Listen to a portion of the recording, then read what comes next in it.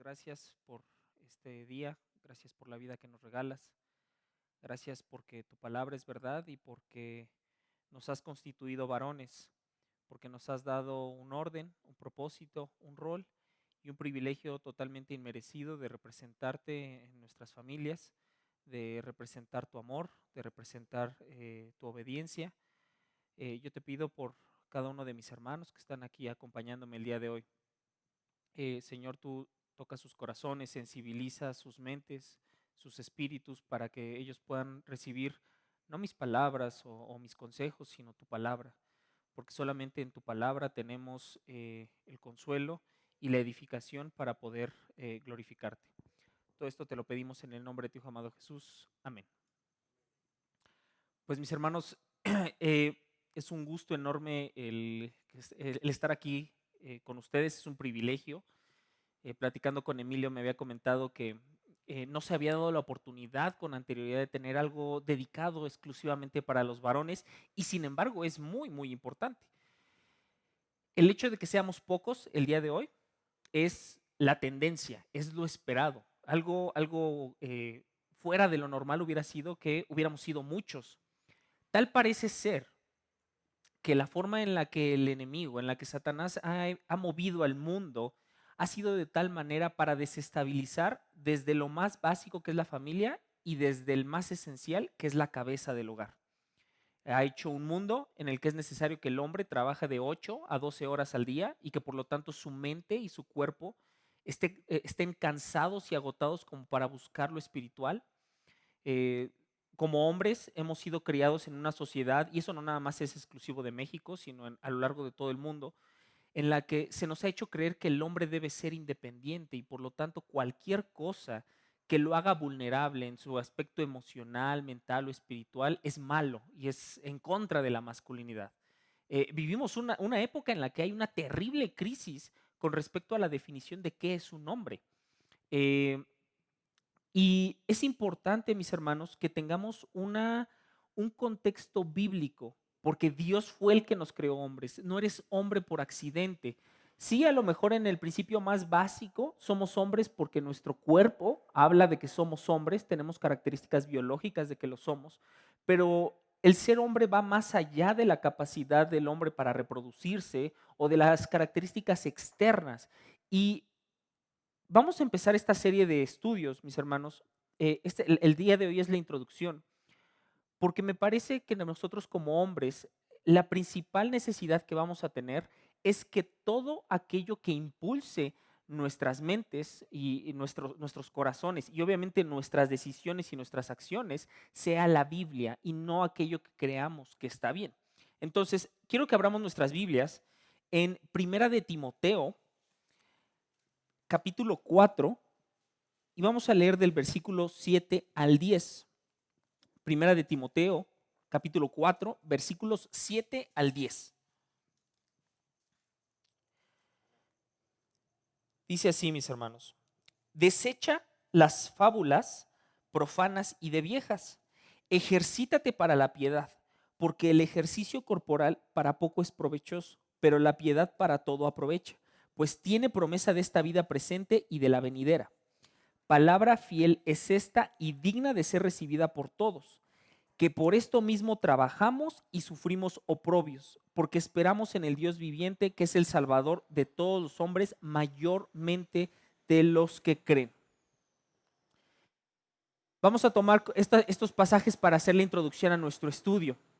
Te das cuenta que empieza de una manera muy particular este pasaje: desecha las fábulas profanas y de viejas. En el contexto más grande de este versículo, el hombre de hombres, yo creo que después de Jesucristo, que es el modelo del hombre perfecto, el segundo lugar que más se aproxima y que aún el mismo Pablo en otra de sus epístolas decía que él no lo había alcanzado todavía, ese era el apóstol Pablo precisamente. Entonces, el apóstol Pablo está instruyendo a un joven que de hecho ya tiene responsabilidades de adulto, podemos decir joven, pero él ya era mucho más adulto que seguramente hombres más grandes que él, y le lo encomienda a que permanezca en la palabra, a que edifique a los hermanos en Cristo, que no deseche su llamamiento Y entonces esta parte que ya es casi cerca del final de la epístola dice que deseche las fábulas profanas y viejas y de viejas. Ahora, hermano, tú y yo tenemos en nuestro corazón y en nuestra mente este tipo de fábulas. Todos traemos cargando, ya sea por nuestro trasfondo familiar, cultural, en la escuela o simplemente por deducciones que vienen de una mente caída, de un corazón pecaminoso, tenemos cosas que nos llevan a hacer, a tener ciertas acciones obviamente pecaminosas y erróneas, y que nosotros como cristianos a veces somos muy dados a juzgar lo que uno hace, tanto lo propio como lo ajeno. Pero esto de desecha las fábulas profanas, y quiero que empecemos con esto, quiero desafiarlos a que no nos quedemos en juzgar lo que hacemos, sino que discernamos por qué hacemos lo que hacemos. ¿Qué es lo que nos está llevando a hacer nuestro rol de esposo, como lo estamos haciendo actualmente? ¿Qué es lo que nos está llevando a hacer nuestro rol de hijos, como lo estamos haciendo actualmente? De miembros de una iglesia, como lo hacemos actualmente. El hombre necesita una cosmovisión bíblica. Déjame, y a lo mejor me vas a escuchar en algunas ocasiones a futuro usando este ejemplo de manera repetida. Dios hizo la mente de una forma muy, muy interesante. Nos movemos y vamos, te voy a poner la ilustración. Imagina que tu mente es un tren que va haciendo varias paradas en cada estación. Nuestra mente no está diseñada para pensar en más de una cosa a la vez. Independientemente también de la famosa leyenda que las mujeres pueden hacer cosas al mismo tiempo, a lo mejor pueden hacer más de una cosa al mismo tiempo, pero la mente no puede estar en más de una cosa al mismo tiempo. Eso es mentira. El hombre y la mujer solamente pueden pensar en una sola cosa a la vez. Ejemplo, ahorita estás pensando en este versículo, pero no estás pensando qué desayunaste hoy. Ahorita estás pensando qué desayunaste hoy, pero no estás pensando en qué vas a hacer mañana. Ahorita estás pensando en qué vas a hacer mañana, pero no estás pensando en qué hora es. Y ahorita estás pensando en qué hora es y ya no estás pensando en el versículo. ¿Te das cuenta cómo solamente tu mente puede tener una sola cosa a la vez? Entonces, cada estación que sigue este tren, que es tu mente, es algo que nosotros hacemos, decidimos o traemos y el tren va sobre unas vías, que es lo que está dentro de nuestro corazón y nuestra mente. La Biblia le llama el corazón. Son ciertos argumentos o presuposiciones, vamos a usar esa palabra, son presuposiciones que tú ya das por hecho que están ahí y no tienes que hacerles gran esfuerzo mental para saber que están ahí. Ejemplo, piensa en tu rutina de domingo para ir a la iglesia. El tren de tu mente va en que te vas a levantar, vas a desayunar, te vas a bañar, vas a venir, ¿sale? Eso es lo que está en tu mente. Hay detrás de eso que está en tu mente, hay varias presuposiciones que no te están estresando, que no te roban la concentración, como cuál. Automáticamente presupones que vas a amanecer vivo el domingo. Eso no, y no andas con, ¿estaré vivo el mañana, pasado mañana? No, ya lo das por hecho. Si vas a desayunar, estás presuponiendo que hay que comer. No es algo que te esté quitando la atención. Si te vas a bañar, estás suponiendo que hay agua o que hay jabón. Y si vas a venir a la iglesia, estás presuponiendo que este edificio no va a estar derrumbado, sino que va a estar establecido. ¿Te das cuenta cómo ya estás tomando decisiones bajo cosas que ya están en tu corazón sin que les pongas mucha atención? Ahora, estas son cosas muy terrenales, muy banales, pero la Biblia precisamente habla que no es lo que entra en nuestro cuerpo lo que nos hace fallar en nuestro rol, sino es lo que sale, que proviene del corazón. Jesús habló de esto cuando los fariseos le recriminan que por qué sus discípulos no se lavaban las manos. Y él decía, no, es que no es lo que entra al cuerpo, lo que entra se va por la letrina y va.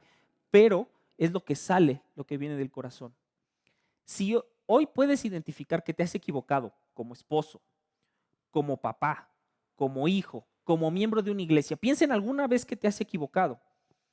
La pregunta es, no es tanto en qué te has equivocado, sino qué es lo que hubo en tu corazón y en tu mente para que llegaras a esa equivocación. Y entonces puedes atacar los problemas de una manera en la que la Biblia manda, porque entonces puedes desechar cosas, presuposiciones que tú crees correctas. Déjame te doy un ejemplo. Bueno, nada más de esto, déjame, que pudiera sonar muy filosófico, realmente es como la Biblia habla de cómo se manifiesta lo que hay en nuestra mente y en nuestro corazón. Te leo Santiago 4, versículo 1.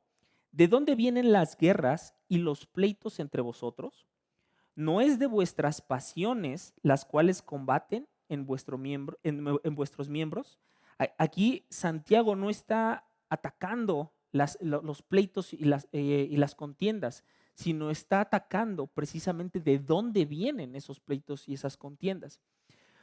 ¿Por qué quiero hacer este punto? ¿Por qué estamos empezando así? Porque esta es la introducción de los estudios que vamos a estar teniendo mes con mes. Porque somos varones, necesitamos cosas eminentemente prácticas.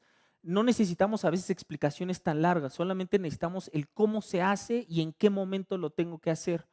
Y va a haber mucho de eso. El estudio se llama Las disciplinas de un hombre piadoso y ahorita más adelante vamos a ver por qué se llaman así. Pero si nos metemos atacando en puras cosas que hoy tienes que hacer y que hoy tienes que cambiar, puede haber un peligro, que solamente cambiemos comportamientos externos y que estos provengan de un corazón que no es correcto delante de Dios. Es como si tuviéramos un rebaño de ovejas y un coyote se está comiendo y se está comiendo las ovejas. Y entonces, ¿cuál es el problema? ¿Cómo solucionamos ese problema? Atrapamos al coyote y lo metemos en una jaula. Ahora, ya no se va a estar comiendo las ovejas, pero ¿eso quiere decir que entonces el coyote ya no es coyote? No, está enjaulado. Si nos ponemos de una manera peligrosa y no meditada a decir, varón, tienes que hacer esto y esto y esto, y no tienes que hacer esto y no tienes que hacer esto y no tienes que hacer esto, puedo cometer el peligro de estar encerrando a un coyote en una jaula, pero el coyote sigue siendo coyote. Y no es la forma en la que el Evangelio actúa. A Dios lo que le interesa es el corazón. Las acciones correctas, la obediencia al Señor viene de un corazón totalmente renovado. Entonces, quiero que nos planteemos como introducción, antes de empezar con toda la parte práctica que vamos a ver más adelante en los siguientes estudios, el fundamento en el que está construida nuestra hombría. ¿De dónde sacas, de dónde defines lo que tienes que hacer como papá, como esposo, como hijo, como hermano en Cristo? Vamos a hacer algunos ejemplos. Por ejemplo, todo varón está llamado a tener un rol de liderazgo, eventualmente. Si aún como hijo, a lo mejor es un momento en el que todavía no lo tienes el rol de liderazgo, pero si Dios te llama al matrimonio, vas a ser líder de un hogar. Aún si no te casaras, vas a tener un rol en la iglesia en la cual el rol del varón es diferente al de la mujer y probablemente Dios incluso te dé una posición de cierto tipo de liderazgo a cargo de algún ministerio o incluso en tu servicio es una administración y un liderazgo que tienes que hacer sin importar cuál es tu servicio. Pero de dónde sale tu forma de ser, de ejercer tu liderazgo? Un ejemplo de esto, y voy a hablar más de los papás. ¿Has escuchado o incluso has tenido en la mente la idea de mis hijos van a tener lo que yo nunca tuve? Esa idea, hermano, no es bíblica. No la vas a encontrar en ningún lado de las escrituras y puede ser peligrosa. ¿A qué me refiero?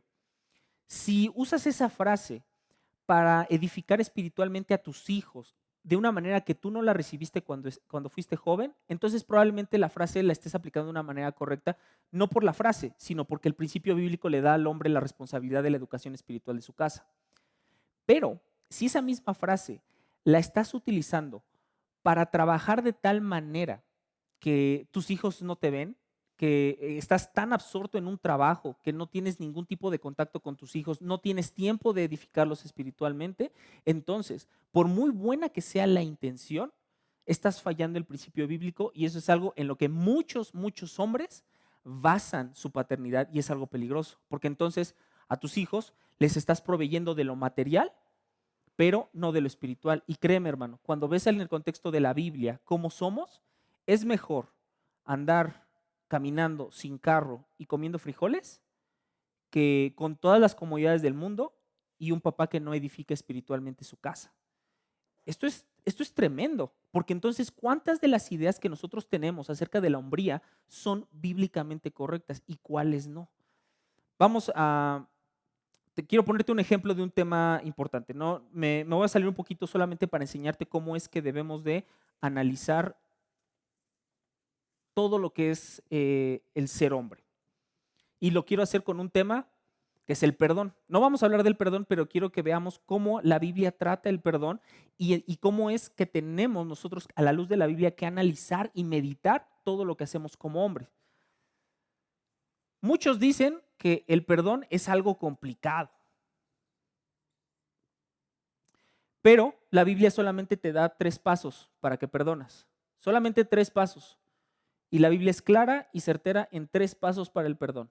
Solamente 3. Sencillos y realmente, si obedecemos a la forma en la que la Biblia habla de estos 3 pasos, son 3 pasos inmediatos. 1.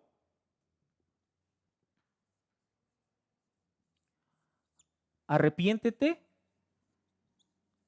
Jesús dijo, el reino de los cielos se ha acercado, arrepentíos y creed en el Evangelio. ¿Por qué? Porque nunca vas a perdonar si no eres salvo. Fuera de Cristo nunca vas a ser salvo. Y de hecho, ser hombre fuera de Cristo es una locura, no tiene sentido. Y el tercero, y el más importante en este tema.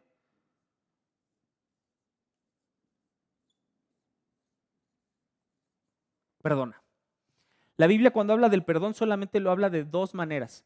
Para describir lo increíble del amor de Dios y para ordenarle a los cristianos que perdonen. No hay este proceso largo y angustioso de que tienes que hacer un proceso en el que poco a poco y se te olvida la ofensa y entonces después de muchos años en el futuro, cuando ya hiciste un montón de cosas y escribiste la ofensa en un papel y la quemaste y no, la Biblia es, sé salvo, o sea, arrepiéntete y cree y perdona, inmediato. ¿Por qué no es así en la vida real? Porque es un tema complicado. No es un tema complicado porque sea un tema bíblico, teológico muy extenso. Es complicado por nosotros, por nuestro corazón. En Filipenses, capítulo 1, si quieres acompañarme, y ahorita te voy a explicar por qué estamos hablando de todo esto.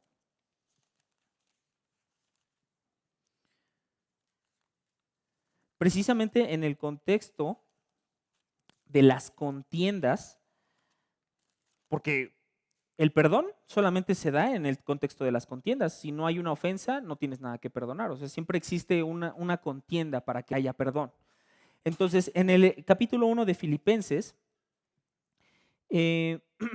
perdón, capítulo 2, lo siento hermano, dice en el versículo 2, completad mi gozo sintiendo lo mismo, teniendo el mismo amor, unánime, sintiendo una misma cosa. Versículo 3, nada hagáis por contienda o vanagloria, antes bien con humildad. Entonces, el orden es, no hagas nada por contienda. Dice, antes bien con humildad, estimando cada uno a los demás como superiores a él mismo. Esta es la primera presuposición que ataca Filipenses 2. Si el día de hoy no estás perdonando, para empezar, estás estimándote más a ti mismo que a los demás. Por eso ahí empieza el problema del perdón. No se trata de este proceso en el que no, es que fue muy grande la herida y yo no puedo. No, estás estimándote más a ti que a los demás. Esa es la primera presuposición que ataca. Si hoy no estás perdonando, te estás estimando más que a los demás. Dice el versículo 4, no mirando cada uno por lo suyo propio. O sea, segunda presuposición, no solo estás pensando más de ti que los demás, estás haciendo que lo tuyo valga más que los demás. Siempre, siempre que no perdones, esto va a estar ahí de por medio. Sino cada cual también por lo de los otros. Haya pues vosotros este sentir que hubo también en Cristo Jesús. Tercera presuposición de por qué no estás perdonando, porque no tienes el mismo sentir de Jesucristo. Y entonces esta porción de Filipenses simplemente es asombrosa. Realmente por muy inteligente que haya sido Pablo, aquí es donde la inspiración divina de la palabra de Dios suda y es total en cuanto a lo que dice. Dice el versículo 6, el cual, siendo en forma de Dios, no estimó el ser igual a Dios como cosa a que aferrarse, sino que se despojó a sí mismo, tomando forma de siervo, hecho semejante a los hombres, y estando en la condición de hombre, se humilló a sí mismo, haciéndose obediente hasta la muerte y muerte de cruz. Entonces, lo que hace aquí Pablo es que si va a haber contiendas, si va a haber falta de perdón, debes de saber 3 cosas con respecto a ti. ¿Te estimas más a ti mismo que a los demás? ¿Le das más importancia a lo tuyo que a lo demás? No hay lo que hubo en Cristo. Y esto va con esta parte que concluimos ahorita del último que leímos, es que la ofensa que recibiste, y esta es la más peligrosa, la ofensa que recibiste es más, le das más valor a eso si te hicieron groserías, si te robaron, si te deben dinero, si te insultaron, si le estás dando más importancia a eso que a lo que le pasó a Cristo. ¿Te das cuenta entonces lo peligroso? Llega tan alta tu estima de ti mismo que hasta te estimas más que lo que hizo Cristo. Y entonces, la conclusión de este pasaje rápido y este análisis rápido que hicimos es, ok, no vas a perdonar, no perdones, pero hay que saber que eso es pecado y que no tiene sentido que no perdones por lo que hizo Cristo. ¿Te das cuenta? Ahora imagínate, ¿y por qué hago esto del perdón? Imagínate si ese mismo tipo de meditación y análisis lo hiciéramos con cada parte, cada área de nosotros como hombres. Cómo le hablamos a nuestras esposas, cómo le hablamos a nuestras mamás, cómo hacemos nuestra tarea, qué calificaciones sacamos, qué también hacemos nuestro trabajo, la excelencia con la que servimos en la iglesia, la forma en la que somos, en la que vemos el dinero, que ese también es un tema muy, muy crucial en el hombre. Y son temas que ahorita los estamos viendo así, nada más mencionándolos, pero que más adelante, conforme vayamos avanzando en nuestro estudio, vamos a ser más prácticos. Entonces, si el día de hoy tienes problemas en el matrimonio, a lo mejor esto se está manifestando contigo siendo cortante, serio, con tu esposa. Ok, eso no está bien. Pero es más importante por qué estás siendo serio y cortante con tu esposa. Hay una insatisfacción en lo que Dios te está dando. Hay una estima más de ti mismo que de los demás. Y así podemos seguirnos con todos los temas. No solo se trata de lo que hacemos, sino por qué hacemos lo que hacemos. Ahora, quiero que nos vayamos al versículo que derrota esto de desechar las fábulas profanas y de viejas. Y eso apenas es la primera parte del pasaje. Romanos 12:2. Este es un llamamiento para todos los cristianos, no nada más para los hombres, pero sí el hombre debe ser el que empieza todo esto. Romanos 12:2. No os conforméis a este siglo, sino transformaos por medio de la renovación de vuestro entendimiento para que comprobéis cuál sea la buena voluntad de Dios, agradable y perfecta. El llamado del hombre es a vaciar su mente de todo aquello que no es bíblico, porque todo aquello que no es bíblico es falso o es incorrecto y nos puede desviar del objetivo. Pero no nada más se trata de quedarnos con una mente vacía y neutral, que de hecho no se puede. Se trata de que mientras estamos desechando las fábulas profanas y de viejas, estamos al mismo tiempo llenándola, renovando la mente de nuestro entendimiento con todo lo que está aquí. Esa es la parte crucial del estudio que vamos a tener. Ese es el deber más importante del hombre. No podemos estarle dedicando más tiempo a nuestro entretenimiento que a renovar nuestra mente. No podemos estarle dedicando más tiempo a deberes carnales que a la renovación de nuestra mente. Sí, todos tenemos deberes que no nos impiden al momento pasar 24 horas seguidas leyendo la Biblia. Ya no humanamente no es posible. Tenemos que comer, tenemos que dormir. Pero ¿qué prioridad está teniendo hoy en ti a la vez que estás vaciando la mente de todo lo profano, lo llenas con aquello que es verdadero? Te decía que el mundo pareciera ser que conspira en nuestra contra, porque ¿qué es de lo más fácil que te puedes llenar? De lo profano, que hay en la televisión, que hay en nuestros trabajos, que hay en los teléfonos, en las computadoras. Todo está hecho, hombre, todo a tu alrededor que es del mundo, está hecho para que te llenes de fábulas profanas. Todo. El deber del hombre el deber del hombre cristiano empieza saber blindar la mente y el corazón de todas estas influencias externas. Ya las traes, hermano. las traes. Hoy traes influencias externas que están directamente afectando tu forma de servir al Señor en el rol que te ha dado, independientemente de cuál sea. Ya las traes. Es una realidad el día de hoy. ¿Por qué hablas como hablas? ¿Por qué usamos el tiempo como lo usamos? ¿Por qué servimos en la iglesia como servimos? Ya traemos eso. Es una carrera que no la empezamos desde cero, la empezamos en negativo. Y es por eso que si yo te dijera que hoy tienes tú el deber de hacer esto por tu cuenta, sería suficiente como para volvernos locos, porque nunca lo alcanzaríamos. Qué bueno y gracias a Dios que nos proveyó de Cristo y de la salvación. Y este es el siguiente punto. Nada más voy a leer rápidamente, regresando a nuestro texto base, 1 Timoteo 4:7. Desecha las fábulas profanas y de viejas. Ejercítate para la piedad. Ejercítate para la piedad. Así se llama nuestro estudio, las disciplinas de un hombre piadoso. Debe de haber la intención, definitivamente, pero debes también conocer la piedad. La piedad, la palabra del lenguaje original, que es el griego, es una palabra que has escuchado varias veces, porque es un nombre relativamente común en el país. Eusebia. Eusebia es piedad, todo aquello que es conforme a Dios. Si bien ahorita pudimos desechar algunas presuposiciones falsas, como el hecho de estimarnos más a nosotros mismos, como el hecho de que el rol del hombre no es estar ausente, aunque eso involucre la provisión material, hay que llenarlo de presuposiciones que son verdaderas. Entonces, debes de saber, antes de llegar a una definición bíblica de qué es ser un hombre, debes de entender varios preceptos. Uno, lo sabemos conceptualmente, pero a veces nos falta meditar en las implicaciones. Somos creados, todos somos creados, no nos generamos nosotros a nosotros mismos. Por lo tanto, cuando fuimos creados con una intención y con un propósito y de una manera específica de la cual si te sales, lamentablemente no va a haber otra cosa para ti más que una sensación total de desesperanza. Si Dios nos creó, entonces Él es el que sabe en qué roles vamos a desempeñarnos. Esta es una realidad tremenda porque entonces nos quita el mito de la independencia. ¿Qué es esto? Que el hombre por sí solo se mueve y él es suficiente para sí mismo. Esto no es cierto. Somos creados, no nos pertenecemos a nosotros mismos.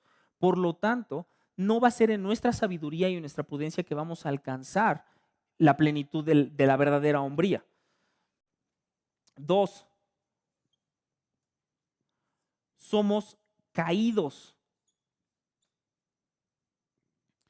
Cuando Adán pecó, automáticamente introdujo en cada uno de los hombres todo el pecado, todas las consecuencias del pecado. Una mente nublada ante los estímulos de Dios, una mente incapaz de responder a los estímulos de Dios. Como te decía, es una carrera que no empezamos desde cero, empiezas en negativo, empiezas ya con la batalla perdida, necesitas algo externo a ti para salir de esto. Y es una dependencia, porque ojo, el evangelio no es el primer paso para ser cristiano y después tienes que avanzar a cosas más altas. No, el evangelio es de donde se nutre todo el creyente constantemente y todo el tiempo. ¿Por qué? Porque esta condición la tenemos y aún no somos renovados por completo. Eso será hasta la gloria eterna. Entonces, una presuposición correcta que debes de tener: somos creados, somos caídos. 3, consecuencia de la de que somos caídos: somos condenados. Los primeros 3 capítulos de Romanos son muy claros en la forma en la que el ser humano está delante de Dios. Estamos totalmente expuestos a su ira y a su condenación. Y aquí viene una parte importante. No es imposible para el hombre ser hombre, en el sentido bíblico de la palabra, fuera de Cristo. Esta condenación hace que automáticamente nosotros distorsionemos cada uno de los roles que podamos desempeñar. Si hoy eres hijo, vas a ser una realidad distorsionada de lo que un hijo debería de ser, porque eres caído y estás condenado. Si eres esposo, vas a ser una realidad distorsionada de lo que es un esposo. Si eres papá, vas a ser una realidad distorsionada de lo que es ser papá, porque estamos con esta condición. ¿Te das cuenta lo fuerte que es el pecado? Sí, lo principal es que delante de Dios vamos a ser sujetos a la ira y a la condenación eterna, totalmente. Pero eso siempre lo vemos como algo muy lejano. Uno de los pretextos muy popular, sobre todo en los jóvenes, es que lo espiritual, eso puede esperar, eso ya cuando ya me vaya a morir, puedo verlo, puedo retomarlo. La condenación ya tiene implicaciones hoy. Te lo pongo, y esto lo hablo para los casados y para aquellos que aspiren a ser casados. Y esto es una meditación relativamente reciente. El tema de la sexualidad.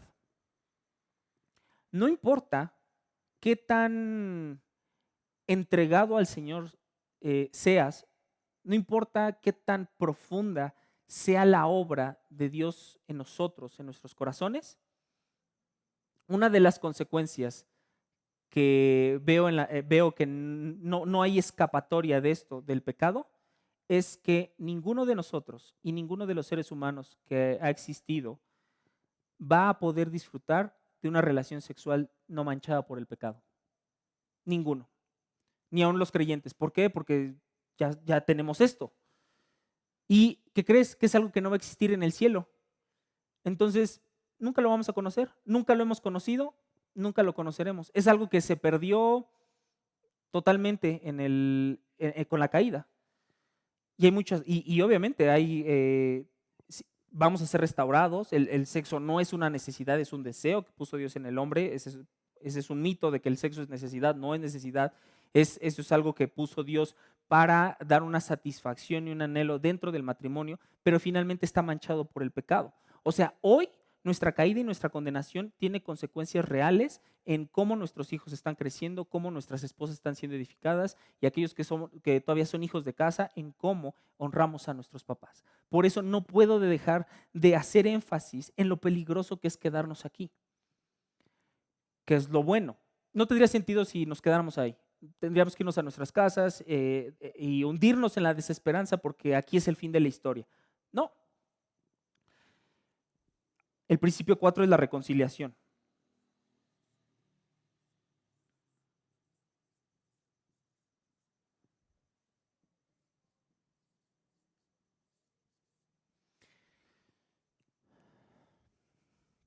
Romanos 5, versículos 1 al 5.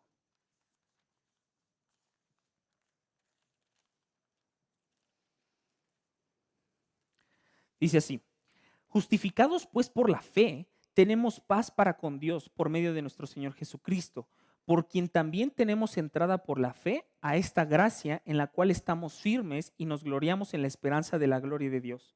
Y no solo esto, sino que también nos gloriamos en las tribulaciones, sabiendo que la tribulación produce paciencia, y la paciencia prueba, y la prueba esperanza, y la esperanza no avergüenza, porque el amor de Dios ha sido derramado en nuestros corazones por el Espíritu Santo que nos fue dado. Antes de eso, antes de que entremos déjame te leo algo que te va a ser familiar, que seguramente la gran mayoría, si no es que todos, ya hemos vivido constantemente. Y esto se dio al inicio de la revelación bíblica. Y quiero que pienses si no has vivido este. Maldita será la tierra por tu causa. Con dolor comerás de ella todos los días de tu vida. Espinos y cardos te producirá y comerás plantas del campo. Con el sudor de tu rostro comerás el pan hasta que vuelvas a la tierra, porque de ella fuiste tomado, pues polvo eres y al polvo volverás. ¿Has sentido, hermano, que el esfuerzo que pones en algo te da el fruto que deberías de obtener de ese esfuerzo? Casi siempre no. Casi siempre le metemos muchísimo esfuerzo a nuestros estudios, a nuestros trabajos, a todo lo que hacemos, y lo que obtenemos de regreso, la gran mayoría de las veces, no es lo que correspondió al esfuerzo. Trabajamos 8 a 12 horas al día y la cantidad de dinero que obtenemos por esas 8 a 12 horas del día no nos hacen las cuentas con lo que nos costó. Estamos dejando nuestros hogares, estamos viajando grandes distancias, estamos sudando, estamos haciendo estas transacciones en las cuales entregamos muchísimo para el trabajo o el estudio y de regreso no estamos obteniendo lo que corresponde. ¿Por qué? Porque somos caídos y condenados. Estas palabras son de Dios hacia Adán y es una promesa que el día de hoy tú y yo estamos pagando y viendo cada día de nuestras vidas. Y no solo eso, dice, ok, vas a trabajar mucho, vas a cansarte, te va a producir espinos y ¿qué crees? Que después de todo eso al polvo volverás y mueres y se pierde tu nombre por toda la eternidad. Realmente eso es a lo que nos dedicamos. ¿Cómo está nuestro sistema? Bueno, para los que no sepan, actualmente tienes que trabajar hasta los 60, 65 años o más si es que quieres tener tus últimos años de vida con cierta calidad. Y entonces empiezas a trabajar desde los 18 o de 8 a 12 horas al día y terminas hasta los 65 y entonces, y esto está bien estudiado, que es muy, muy frecuente que cuando los trabajadores se pensionan, pasan 5 años, los más 10, y fallecen. Y nunca pudieron disfrutar entero del fruto de su trabajo. Y entonces dices, pues entonces, ¿quién va a querer trabajar? Eso no vale la pena, eso no es una inversión que rinde. Y es cierto, es correcto, así es como se debe sentir el trabajo. Debe de hacerte sentir en desesperanza, porque esa es la condenación del mundo, esa es la caída y la condenación del varón junto con muchas otras. Gracias a Dios que existe el punto 4, la reconciliación. Por eso es que dice Romanos 5, versículo 1, justificados pues por la fe tenemos paz para con Dios.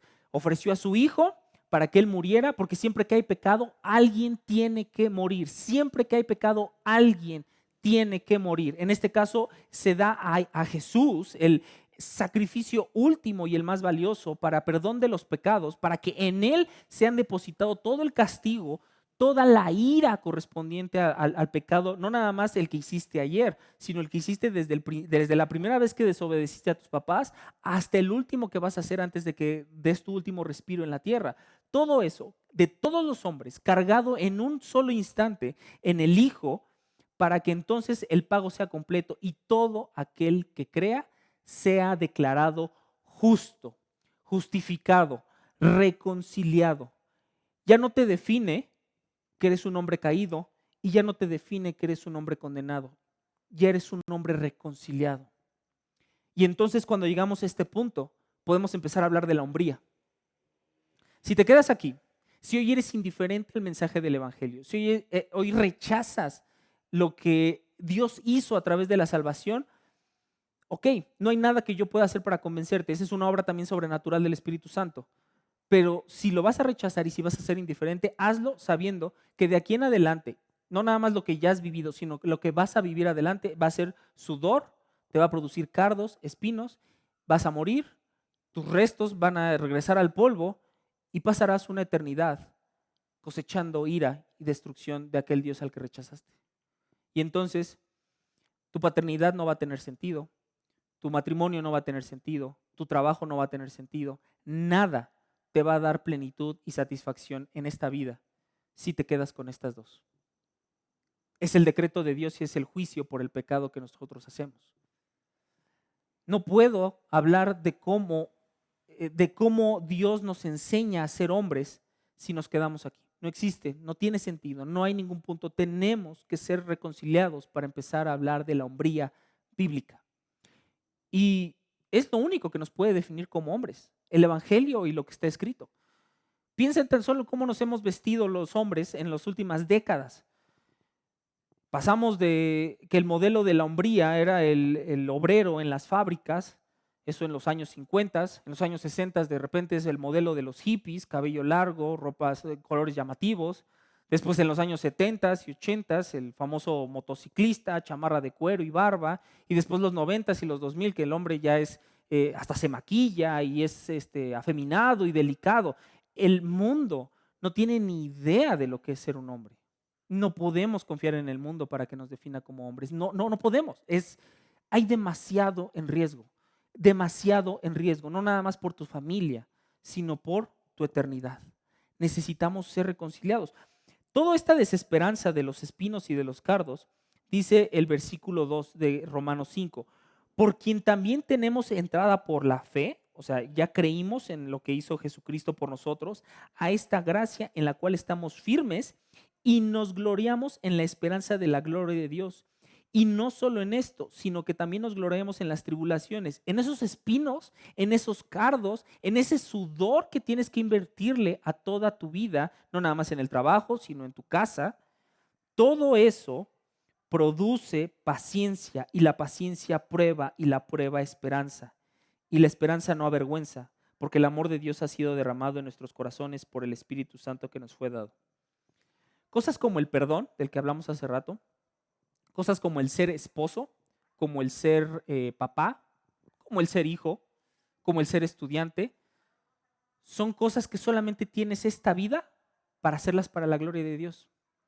Aún si eres salvo, en el reino eterno no vas a ser papá, no vas a ser esposo, no vas a ser estudiante, no vas a ser trabajador, eso ya no va a existir.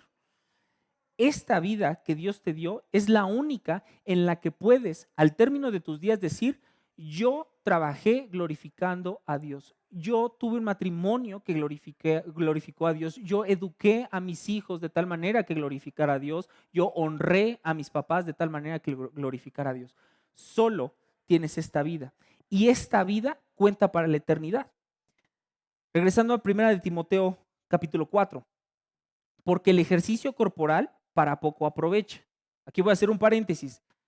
Este versículo muchos lo utilizan para decir que no se debe hacer ejercicio, que es mejor dedicarse a lo espiritual.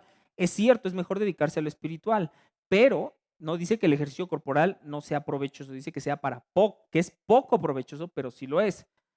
¿Por qué hago este paréntesis? Más adelante vamos a ver que esta es una parte importante, porque no sé si lo sepas y lo tienes entendido.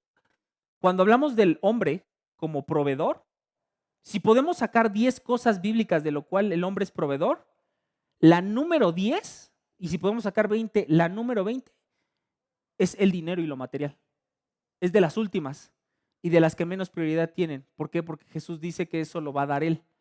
Que no nos preocupemos, porque si Él viste los lirios del campo, a nosotros nos los va a dar. Es algo que tienes garantizado siendo hijo de Dios que va a existir. Trabajes mucho, trabajes poco. Y esa es la que más nos preocupamos. Esa es a la que más tiempo le dedicamos. ¿Cuáles son las otras cosas? La educación espiritual, el acompañamiento, la guía. ¿Y por qué estoy usando este versículo? La protección. Tú eres el encargado de proteger a tu familia. Si el día de hoy secuestran, vas en la calle y te quitan a tu hijo o a un nieto, ¿tienes la condición, la velocidad para alcanzarlos? Si te vieran en la calle, alguien que está pensando a quién asaltar y si te ven a ti con tu familia y ven a otra familia y te ven a ti, van a decir, con él es fácil, él no nos va a hacer nada. O estás en cierta condición para montar defensa. Porque debes de saber esto. Si hoy tú estuvieras casado con una campeona de artes marciales, si tu esposa fuera una campeona así total, olímpica si quieres de artes marciales, y se meten a medianoche a robar a tu casa, no importa que ella sea la campeona de artes marciales, tú debes de entrar y defender tu casa y tu familia con fuerza, con físico. Es algo que Dios capacita y le da la autoridad al hombre de defender físicamente a su familia. El hombre debe ser un deterrente, o sea, debe ser una muralla que intimide a todos aquellos que quieran lastimar a su familia. Entonces, esto lo vamos a hablar más adelante, me estoy adelantando. Pero dice, el ejercicio corporal para poco aprovecha, pero sí aprovecha. Dice mejor que nos ejercitemos en lo espiritual, porque eso tiene promesa en la vida presente y en la venidera. El estudiar la Biblia de repente se puede volver muy etéreo, le llamo yo, así como muy inmaterial, como muy académico. Y esto importa para la eternidad, porque es con quien vamos a vivir. No sé si te lo has pensado, si lo has pensado, pero si el día de hoy no te gusta tener comunión con el Señor a través del estudio de su palabra y a través de la oración, a través de la iglesia, de los miembros, entonces no te va a gustar el cielo. ¿Has pensado en eso? Si eso hoy no lo disfrutas aquí en esta tierra, no te va a gustar el cielo, porque eso es lo que vamos a hacer en el cielo. Una compañía 100% directa con Dios, una alabanza 100% directa de Dios de una manera tan satisfactoria, tan plena, que no vas a querer hacer otra cosa más que adorarle. Y si hoy no lo disfrutas, tampoco lo vas a adorar en la eternidad. Entonces esto no nada más se trata de algo eterno, algo futuro, algo cuando me muera. Esto ya es hoy. incumbe para lo presente. Dice versículo 9 de 1 Timoteo 4:7. Palabra fiel es esta y digna de ser recibidos por todos, que por esto mismo trabajamos y sufrimos oprobio, porque esperamos en el Dios viviente, que es el Salvador de todos los hombres, mayormente de los que creen. Lo que hablábamos hace rato. Ya los espinos y los cardos que se cosechan con esta vida tan angustiosa, el sudor que empeñamos, ya no es en vano.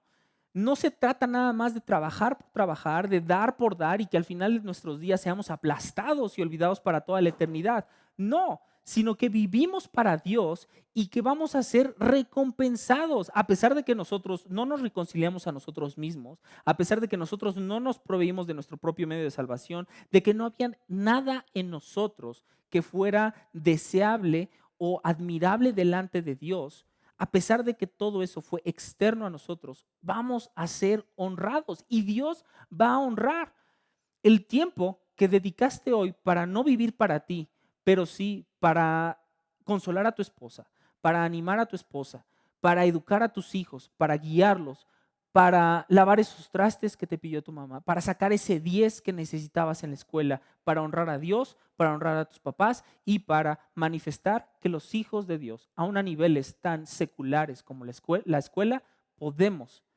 ser excelentes.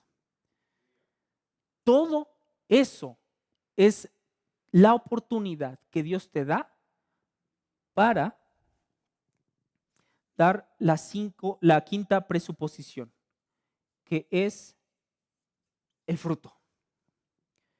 Y entonces, las disciplinas del hombre piadoso, que es lo que vamos a ver en estos siguientes meses, se trata de el deseo y la intención de todo varón cristiano para que este fruto sea un fruto digno de lo que está aquí escrito en la Biblia. La forma en la que dedicamos nuestro tiempo, la forma en la que tenemos compañías y amistades. ¿Qué pasaría hoy? La forma en la que tomamos decisiones con respecto hasta nuestros trabajos. ¿Qué pasaría si hoy te dijeran que te dan un nuevo trabajo y te van a pagar más? Es una mejor oportunidad laboral. Pero esa oportunidad laboral involucra que tengas una secretaria, que tengas una mujer con la que vas a convivir a puerta cerrada 8 horas, 5 a 6 días a la semana. Es una oportunidad buena de trabajo. ¿Qué está guiando la decisión de aceptar o no aceptar ese trabajo? Le ponemos más énfasis a la provisión material como varones. Entonces, pues es un trabajo, lo acepto. Pero eso no es lo más importante de tu rol como varón. Nada bueno puede salir de un hombre que convive 8 horas diario con una mujer que no es su esposa. Jamás. Si en algún momento se te presenta esa oportunidad, huye de ahí. Huye. Que el fruto, que la piedad sea lo que domine las decisiones que tomas. ¿Qué pasa? Y lo digo porque hay muchos jóvenes aquí. Si el día de hoy tienes la oportunidad de meter una beca y en esa beca ves los requisitos y te das cuenta que a lo mejor no cumples uno que otro, pero tienes la forma de mentir para esos requisitos. ¿Qué es lo que vas a tomar en cuenta para tomar esa decisión? Es dinero, te puede ayudar. Y supongamos que lo vas a usar para algo que es de la escuela, una computadora, un libro, material que necesites. Y entonces empezamos a tener problemas, porque entonces, ¿qué tanto pecado puedes hacer hasta que ya sea malo delante de Dios? Y la respuesta es, si lo quieres ver en porcentajes, si es 0.0001% pecaminoso, estás totalmente fuera de la voluntad de Dios y es algo que es algo abominable delante de Él. Pero es una beca, pero es un trabajo. Llegamos tan cansados del trabajo, hermano. Conforme pase el tiempo, yo iré conociendo qué es lo que ustedes realizan y la forma en la que Dios les permite glorificarlo a Él en las en cada una de las labores. Ninguna es simple, ningún trabajo es simple, todos los trabajos son hechos para la salud del hombre, porque el trabajo ya existía antes de la caída, hermanos. En el cielo vamos a trabajar, porque el trabajo ya era una realidad del ser humano antes de la caída. ¿Qué es lo que no era una realidad antes de la caída? El cansancio, el agotamiento y lo desesperante que es el trabajo. Eso ya es parte de la caída y eso va a ser quitado, pero vamos a seguir chambeando. ¿En qué? No sé, eso ya lo veremos en la eternidad. Entonces, el trabajo que tengas, y ya lo iré conociendo, terminamos tan cansados. Nuestro cuerpo pide descanso, pide tranquilidad, pide reposo. ¿A qué le vas a dar prioridad, hermano? ¿A tu reposo, a tu tranquilidad, a tu descanso o a la edificación espiritual de tu casa? ¿A pasar una hora extra más enseñándole a tus hijos quién es Dios? Animando el corazón de tu esposa porque a lo mejor en ese momento está pasando por algo de desánimo. Y hermano, es claro en la Biblia que el hombre es el que más tiene que trabajar de la casa. Del hogar, el que más tiene que chambear es el hombre. Y muchas veces eso lo interpretamos que es fuera de la casa y echarnos un turno de 8 o 12 horas. Pero no nada más es eso. El hombre también tiene que ser el que más chambea dentro de la casa. Tú tienes que hacer más que hacer, tú tienes que lavar más. Y hoy, hermano, si no sabes planchar, si no sabes lavar, aguas. ¿Por qué no sabes hacer eso? Si se supone que es el que tienes que trabajar más. Entonces ya no nos ponemos a pensar en lo que hacemos o no hacemos, sino por qué no lo hacemos. Entonces, a lo mejor ese confort lo renunciamos y vamos a ayudarle a nuestra esposa a hacer qué hacer. ¿Cuántos de aquí, esta es pregunta abierta, no la necesitan contestar, cuántos de aquí sabemos cocinar? Yo puedo decirte que yo no sé. Y eso está mal. Porque búscalo en la Biblia. Te reto a que pasa 50 años en la Biblia buscando dónde es que dice que la mujer es la que tiene que hacer el quehacer. Eso no es bíblico. No es bíblico. No lo vas a encontrar. Ese es algo cultural que tenemos. Pero no es bíblico que la mujer tiene que hacer el quehacer.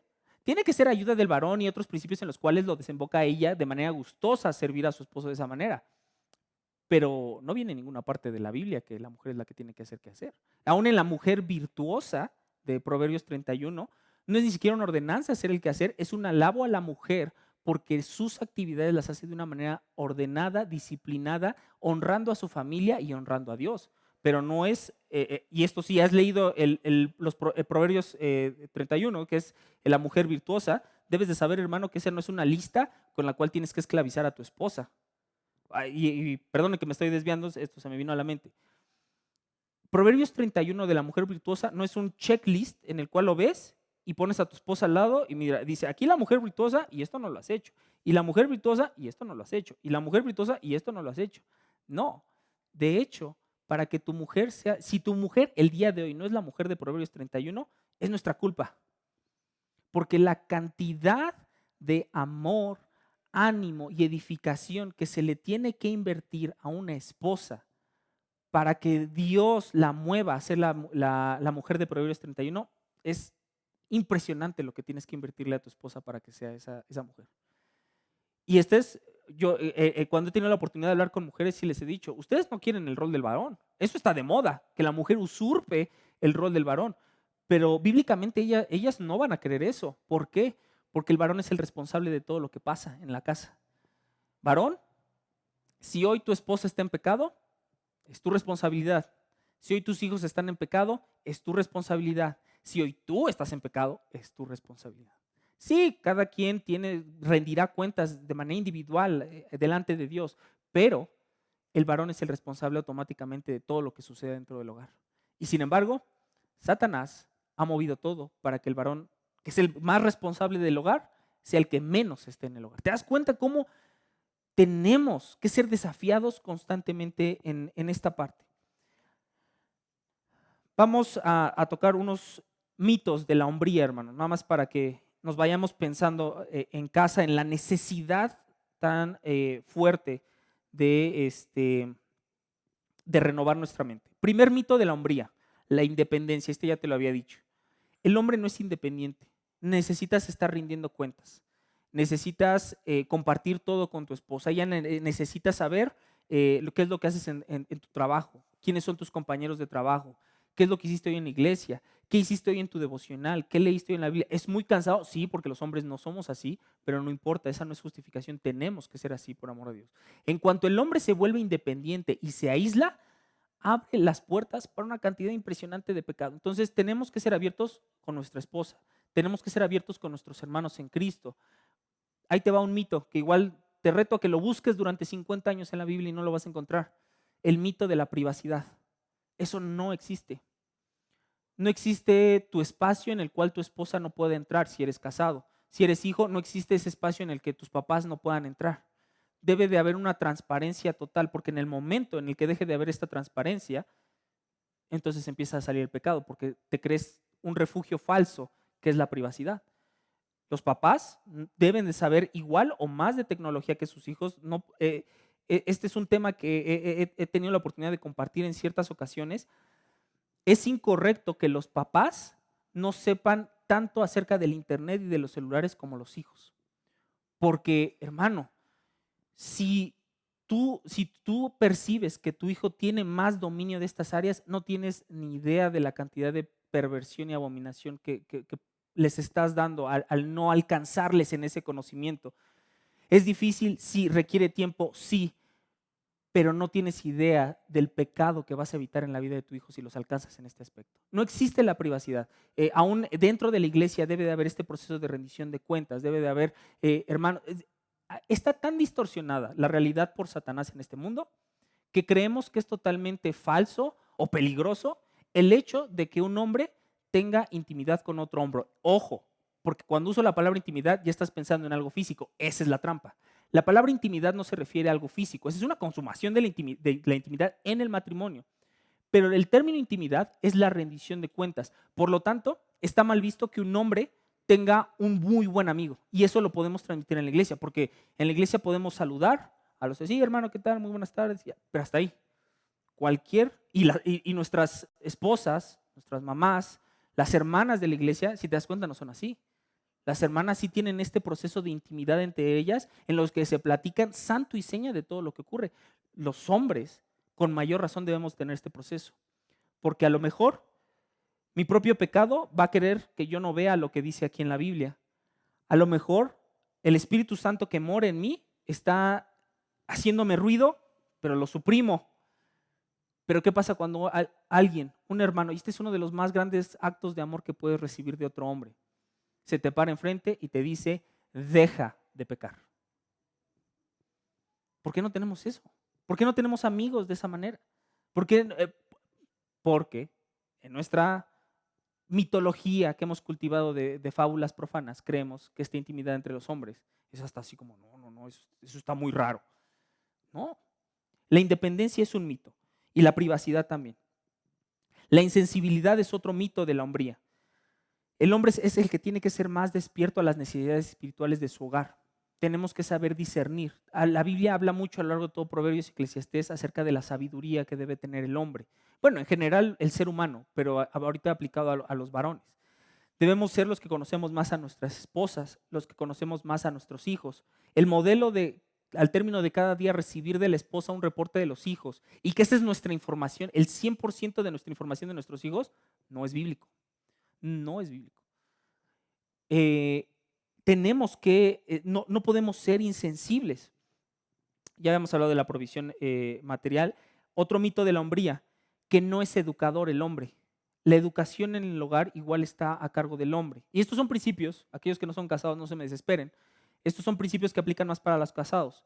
Pero para aquellos que no estén casados y que el Señor ponga en ustedes el deseo de casarse y la oportunidad de casarse, deben de llegar con esto en el matrimonio. Deben de saberlo. El primer paso para ser un buen esposo es ser un buen soltero. Entonces, también son principios que debemos tenerlos en mente. La preparación para el matrimonio no empieza ya estando uno casado, empieza desde que creímos. Y si tienes la oportunidad de creer hoy que no estás casado, llevas una sorprendente ventaja de aquellos que el Señor rescata ya estando casados. Entonces, el hombre, el mito es que no es educador. Hermano, tus hijos van a pasar una cantidad aproximada de 20 años, 8 horas al día, durante 5 a 6 días a la semana, y también depende de la universidad, pueden ser cantidades más salvajes, expuestos a un sistema que aborrece a Dios, expuestos a un sistema que no solo es indiferente a la palabra de Dios, quiere ir en contra de la palabra de Dios. Y no puedes confiar. Hoy, el ministerio infantil es muy importante, pero quiero esto mentalizarlo en nuestra mente. Con 1 hora a la semana de clase bíblica, no vas a poder contrarrestar eso. No vas a poder contrarrestar eso. El ministerio infantil, el propósito del ministerio infantil es glorificar a Dios a través de la predicación del evangelio a los niños. Es más, a mí me atrevería a decir que para el ministerio infantil, la educación a los niños de la Biblia es más importante que lo de los adultos. ¿Por qué? Porque nosotros ya estamos aquí bien traqueteados de un montón de dolor y heridas por el pecado. Imagínate si desde niño hubieras conocido al Señor de una manera sincera y plena, cuánto pecado no se hubiera evitado en tu vida. Entonces, el ministerio infantil es muy importante, pero no sustituye a la labor de educador del papá. Imagínate cuánto dolor, cuántas heridas, cuánta agonía puedes evitar hoy en tus hijos si cumples tu rol, si desechas las fábulas profanas. ¿Te has preguntado por qué los hijos se destrampan en la secundaria? Te lo pongo así. Proverbios habla de dos polos opuestos, el sabio y el necio. Todos, la juventud, cuando estamos en la juventud, somos necios por naturaleza. Digo, no por insultar a la juventud, sino que se requiere de tiempo y de caídas y de levantadas para agarrar sabiduría. Y obviamente del Señor, pero esto casi siempre es en el contexto del tiempo. El joven, por definición, siempre va a tender más a la necedad que a la sabiduría. Y entonces, el padre, que debe ser el guía y el educador de su casa, lo cede por completo a su hijo, a que esté 8 horas acompañado de otros necios, que en la gran mayoría de los casos son más necios que él. Déjame ver si con este ejemplo me doy a entender. Imagina que tienes que irte un mes lejos a cierto lugar y tienes que dejar tu casa y tu carro y tienes que dejárselo cuidado a alguien. Y en ese momento van pasando 5 chavitos entre 12 a 16 años y les llamas, son 5 y les llamas a los 5 y les dices, muchachos, tengo que irme. No los conoces, no tienes idea de quiénes son. Y van pasando. Muchachos, tengo que irme un mes de viaje y mi casa se va a quedar sola junto con mi carro. Entonces, aquí tengan las llaves de mi casa y tengan las llaves de mi carro. Regreso en un mes, se los encargo. Eso es totalmente insensato. No conozco a alguien en su sano juicio que haría algo así. ¿Por qué lo hacemos con nuestros hijos? 8 horas, 5 días a la semana, expuestos. Las 8 horas no están con un maestro. ¿Con quién están más nuestros hijos? Con sus compañeros. Ojo, no quiero decir que entonces la solución es sacarlos de la escuela. No estoy diciendo eso.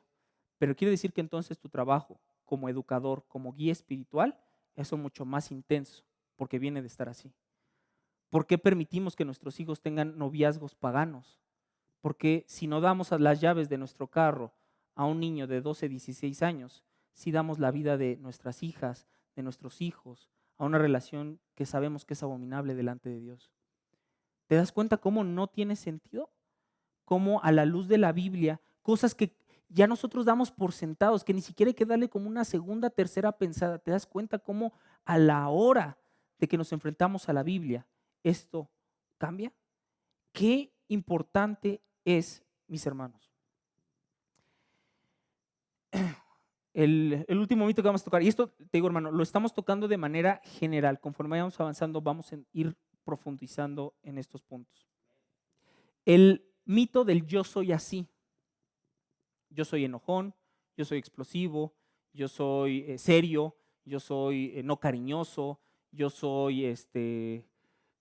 no saco buenas calificaciones, yo soy distraído. Eso no existe, hermano. No existe, porque el Señor lo que hace es darte un corazón nuevo, darte fruto. No le puedes decir al Señor, después de que da a su Hijo, vierte su espíritu en ti, edifica a su iglesia, da su palabra completa en tu idioma. No tienes que saber griego ni hebreo, está en tu idioma. Un- una, este es el documento más fidedigno de toda la historia de la humanidad. Ningún libro es tan fidedigno como este hasta en su origen. Todos los libros que han sido escritos de más de 500 años para atrás, ni se tiene siquiera la seguridad de si fueron realmente escritos así. Este sí tiene la seguridad de que fue escrito así. El Señor ha conservado su palabra, y no solo eso, sino muchos hermanos en Cristo en muchos tiempos y muchos lugares, a través de su Hijo, a través de una obra eterna que te compra la eternidad. Y vamos a llegar con el Señor y decirle: yo soy enojón y no va a cambiar. No, hermano. Ya como varón, nada puede tomar control sobre tu vida que no sea el Señor.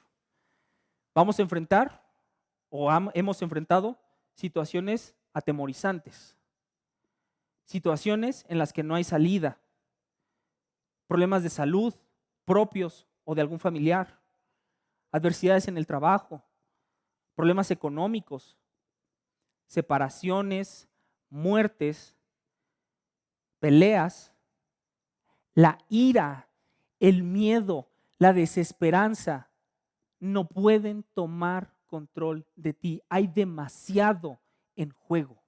No pueden tomar control en ti. ¿Por qué? Porque tienes a un Señor que te reconcilió y que te da fruto. Vas a sentirlo, va a haber la ocasión. No puede tomar control de ti. No te define lo que eres en tu estado caído y en tu estado de condenación. No puedes darte el lujo. Algunas verdades del hombre, estos fueron mitos, verdades. El varón es responsable, ya hablamos de esto, responsable de todo lo que pasa en tu casa, sea bueno y sea malo.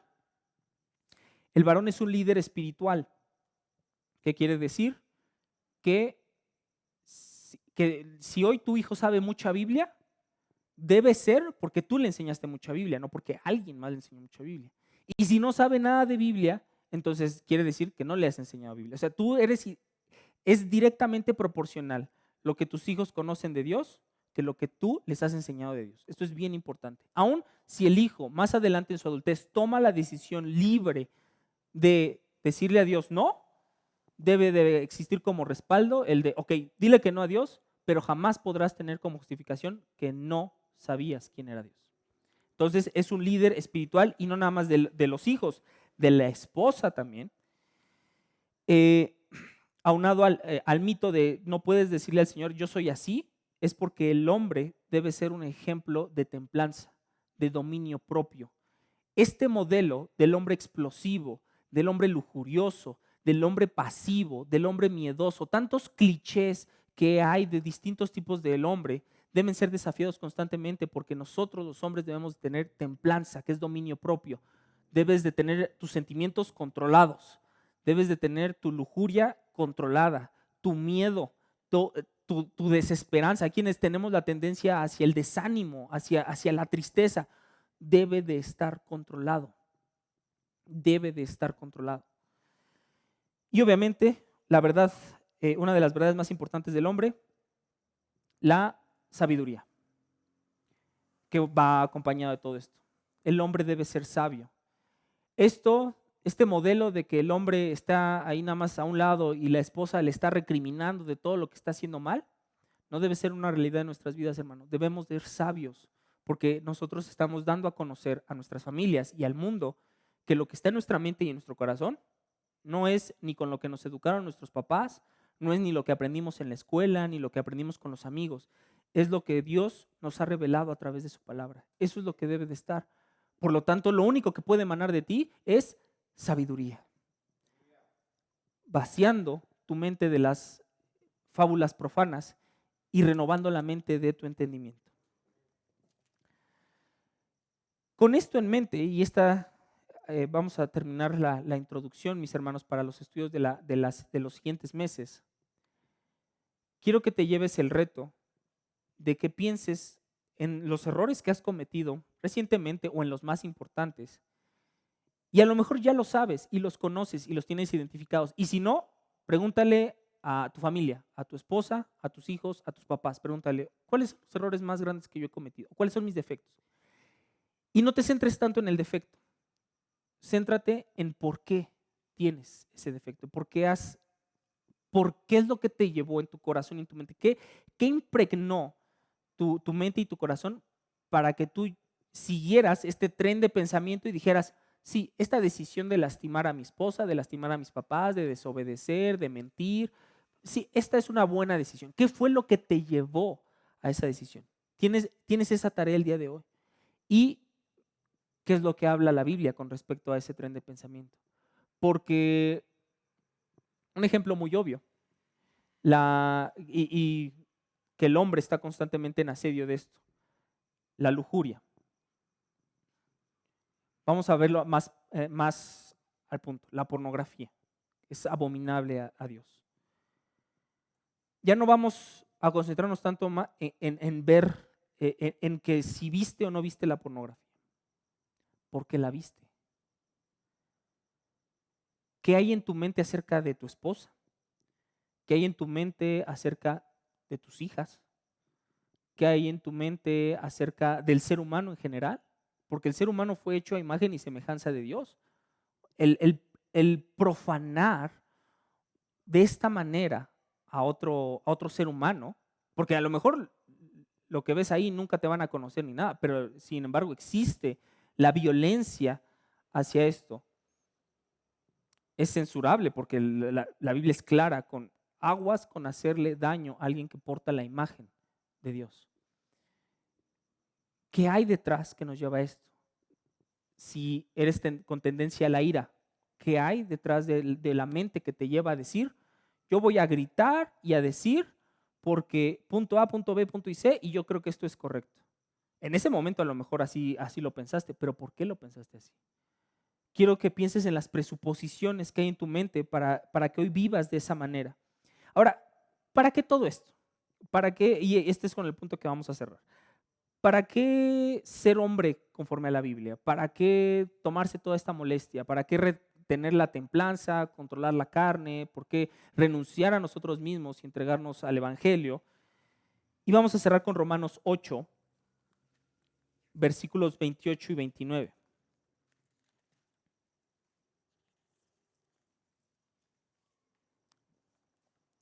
Dice Romanos 8, 28 y 29.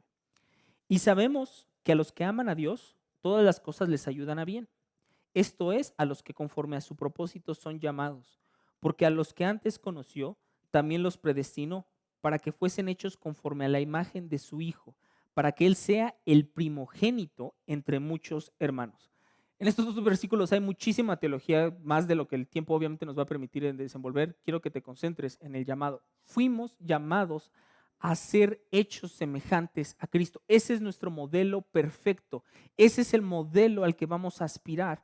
Eso es para lo cual fuiste creado hombre, para ser semejante a Dios. ¿Y qué crees? Que si el día de hoy la obra del Evangelio es una realidad en ti, si hoy eres salvo, si hoy eres parte de la fe, no va a haber nada que te produzca más gozo que ser cada día más semejante a Cristo.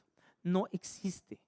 No existe nada, ninguna aspiración terrenal que pueda reemplazar al gozo de verte hoy y ver lo que fuiste hace 2 años y decir, me falta mucho, pero hoy soy más semejante a Cristo. No fuiste hecho, hermano, para vivir como viven la mayoría de los hombres. No fuiste para entregarte a cosas mundanas, a cosas terrenales. Fuiste hecho para crecer, para edificar, para luchar por un reino que es eterno, que es el de nuestro Señor Jesucristo. Y sabe, hermano, que te va a costar. Toma la palabra de Dios y a Jesucristo con seriedad en tu vida y vas a ver que el enemigo te va a empezar a atacar, bofeteándote desde dentro y desde fuera. Pero hermano, así es la guerra. Y estamos en guerra. No es una guerra eterna porque se va a acabar, porque aspiramos a lo eterno. Y todo lo que hoy podamos avanzar, aspirar a agradar y glorificar a nuestro Dios, va a tener un cada vez más excelente peso de gloria, para que cuando estemos delante de Dios podamos escuchar como preámbulo a una plenitud inexplicable de la cual no podemos ahorita hablar, entender o empezar a asimilar. Y como preámbulo, antes de entrar a eso, escuches: buen siervo, fiel. Vamos a orar, mis hermanos. Señor Padre bendito, muchas gracias porque eres asombroso. Gracias porque somos hombres. Gracias porque en tu providencia nos has constituido hijos tuyos. Nos has dado propósito, un sentido. Gracias por rescatarnos. Gracias por tu Hijo. Gracias por el Evangelio. Gracias porque podemos animarnos los unos a los otros. Gracias porque nuestra caída y nuestra condenación no es el fin de la historia. Gracias porque cada fruto que podemos dar es solamente por ti y que el privilegio inmerecido de ser hechos a semejanza de tu Hijo ya es una realidad para aquellos que hemos creído y que somos salvos en tu nombre. Señor, yo te pido por mis hermanos. El pecado está a la puerta. El enemigo está listo y ha puesto un camino que todos hemos vivido, que ha producido espinos, cardos, que todo el sudor de nuestra frente ha producido falta de satisfacción y desesperanza. Gracias porque eso tú lo has convertido en esperanza, porque lo conviertes en gozo, en paciencia y porque has derramado el amor de Cristo en nuestros corazones. Señor, te pido por mis hermanos, por los que están aquí, por los que han de venir. Ayúdanos a ser hombres piadosos, ayúdanos a amar a nuestras esposas, a nuestros padres, ayúdanos a amar a nuestros hijos, ayúdanos a amar a tu iglesia y ayúdanos a amarte a ti. Ahora que nos vamos, Señor, te pedimos que bendigas nuestro camino a casa, que nos des el descanso que merece nuestro cuerpo. Y Padre, permítenos el domingo seguirnos juntando y congregando para asombrarnos de tu gloria. A ti sea todo imperio y potencia por siempre, en el nombre de Cristo Jesús. Amén.